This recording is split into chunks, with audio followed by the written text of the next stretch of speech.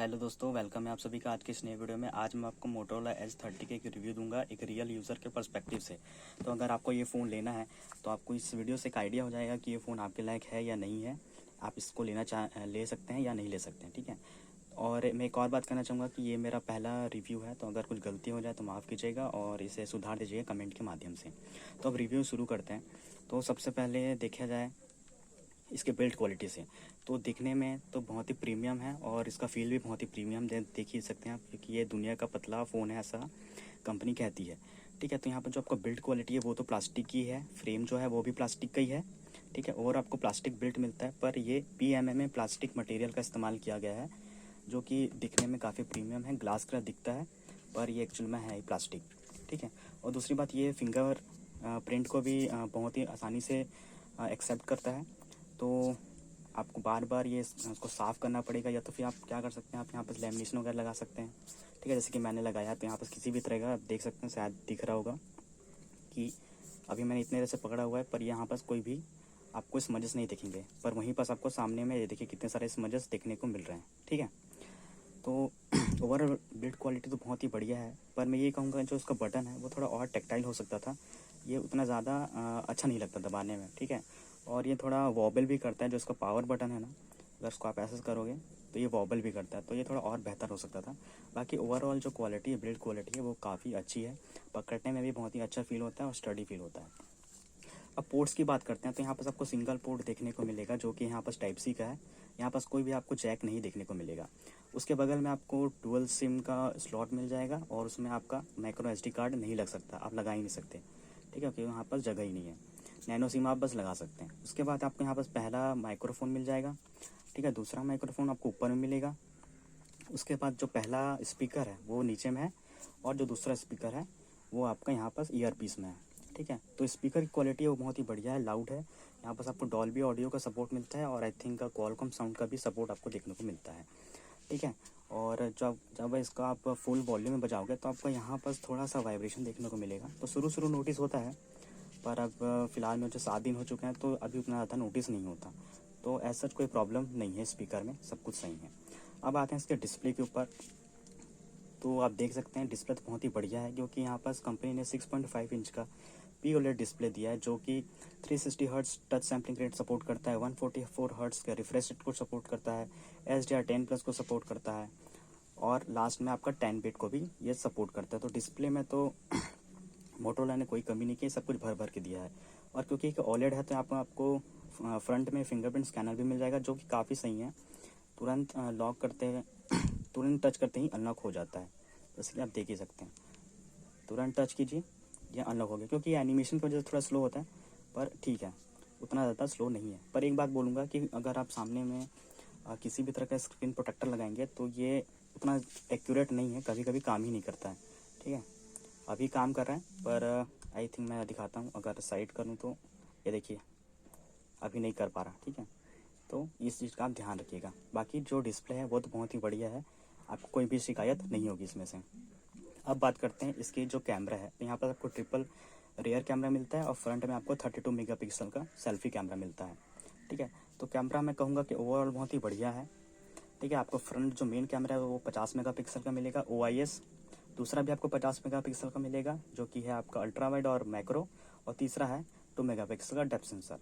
तो जो कैमरा है ओवरऑल तो बहुत ही बढ़िया है। मैं एक लो एंड फ़ोन से आ रहा हूँ, तो मुझे कैमरा से कोई इशू नहीं आया, सब कुछ बढ़िया बढ़िया लगा। पर एक बात बोलूँगा कि जो कैमरा है वो इनकन्सिस्टेंट है, कभी अच्छी फ़ोटो खींचता है, कभी लाल कर देता है, तो कभी काला कर देगा, कभी पीला कर देगा। तो मोटरोला इसे सॉफ्टवेयर के साथ फिक्स कर सकता है। ओवरऑल ये काफ़ी अच्छा कैमरा है, कैपेबल कैमरा है, ठीक है।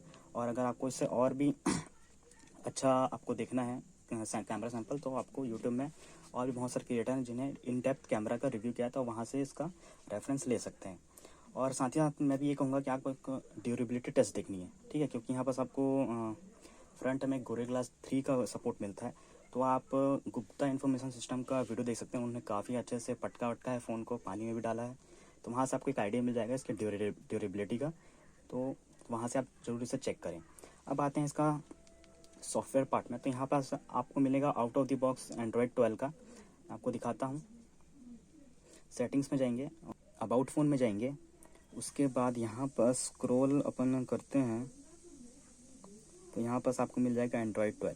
ठीक है, तो आउट ऑफ द बॉक्स ये एंड्रॉयड 12 पे आपको मिलेगा और कंपनी ने वादा किया है कि वो 13 और 14 को भी अपडेट इसमें देगा और 3 साल का सिक्योरिटी अपडेट भी यहाँ पास आपको मिलेगा। ठीक है, जो कि 2-2 महीने के इंटरवल में आपको दिया जाएगा।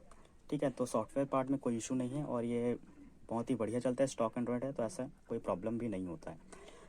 प्रोसेसर की बात करें तो यहाँ बस आपको स्नैपड्रैगन का 700G+ देखने को मिलेगा। साथ ही साथ आपको रैम जो है वो LPDDR5 और जो स्टोरेज टाइप है UMPC5 देखने को मिलेगा, जो कि बहुत ही अच्छा कॉम्बिनेशन साबित होता है। और अगर इसके बारे में आपको ज़्यादा जानना है तो आप कीकी रंजीत चैनल देख सकते हैं, वहाँ पर उन्होंने काफ़ी अच्छे से टेस्ट करके इसका जो ओवरऑल परफॉर्मेंस है उसके बारे में बताया है। ठीक है, और अब आते हैं लास्ट में सबसे कंट्रोवर्शियल पार्ट के, वो है इसका बैटरी। ठीक है, कंपनी ने पतला बनाने के चक्कर में इतना पतला बना दिया कि यहाँ पास आपको बैटरी के लिए जगह ही नहीं मिली। तो यहाँ पास आपको 40-20 mAh की बैटरी देखने को मिलती है, जो कि आज के ट्रेंड के हिसाब से बिल्कुल भी सही नहीं है। ठीक है, 200-300 भी देता तो सही होता, पर यहाँ पर सिर्फ 4020 mAh की बैटरी हमको देखने को मिलता है। तो अगर मैं सीधा वर्डिट पे आऊँ तो अगर आप हैवी यूज़र हैं तो आप चाहे कुछ भी कर लें, इस फ़ोन को आपको 2 बार चार्ज करना ही पड़ेगा। और अगर आप लाइट टू मिड यूज़र हैं तो आपका ये 1 दिन तो निकाल ही देगा। लाइट यूज़र के लिए तो शायद 1 दिन से ज़्यादा ही निकाल दें, पर जो मिड यूज़र हैं उनके लिए 1 दिन तक ये आराम से निकल जाएगा। ठीक है, और मैं आपको कुछ स्टेटस दिखाता हूँ जिससे आपको ये आइडिया हो जाएगा कि ये इसका जो बैटरी लाइफ है वो कैसा है।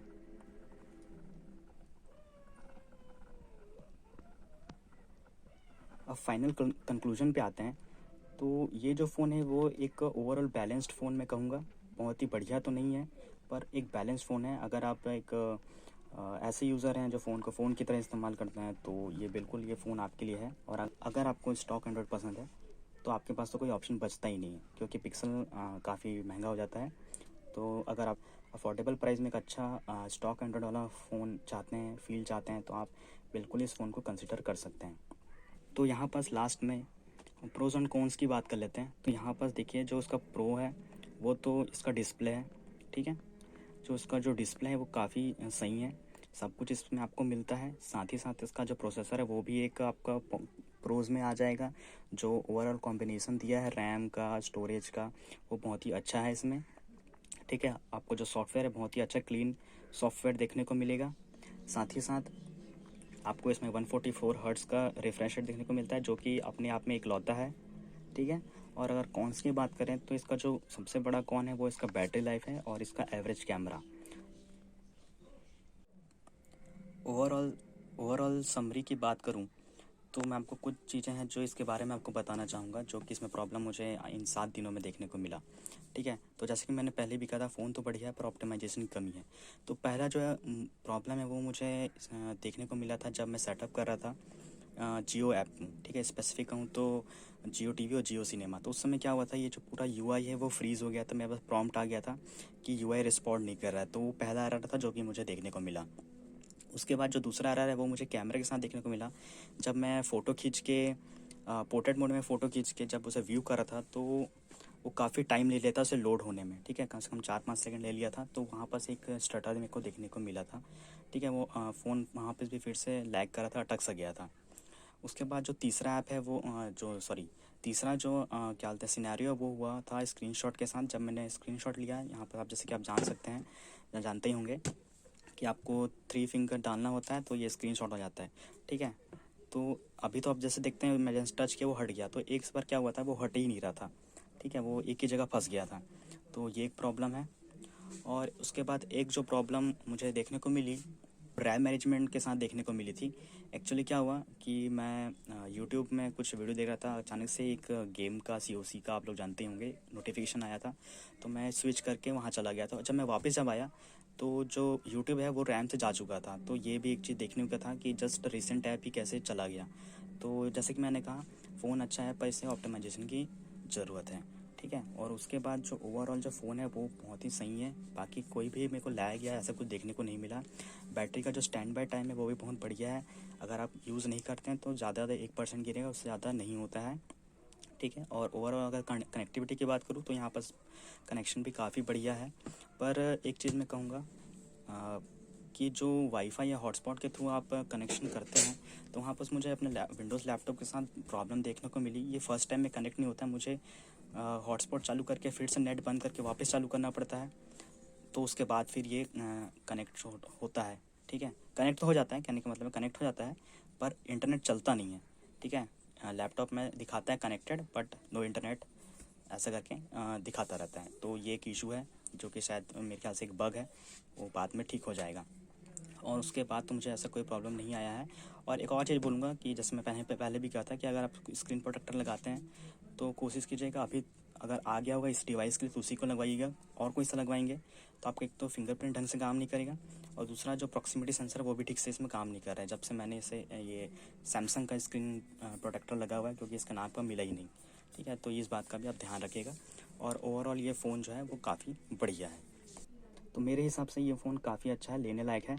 आप बिल्कुल इसके लिए जा सकते हैं, ऐसा कोई दिक्कत नहीं है। अगर आप एक गेमर हैं तो आप इस फ़ोन के साथ मत जाइएगा, या फिर आपको बहुत ही अच्छा कैमरा चाहिए तो भी आप इस फ़ोन के साथ मत जाइएगा, क्योंकि आपके पास और भी ज़्यादा बेहतर ऑप्शन है। पर आपको एक स्टॉक एंड्रॉयड चाहिए और एक लाइट वेट हल्का फुल्का फ़ोन चाहिए, ठीक है, तो आप इस फ़ोन को कंसिडर कर सकते हैं।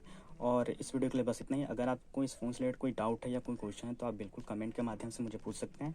और इस वीडियो के लिए बस इतना ही। अगले वीडियो में फिर मिलता हूँ, तब तक के लिए goodbye, thank you and have a nice day.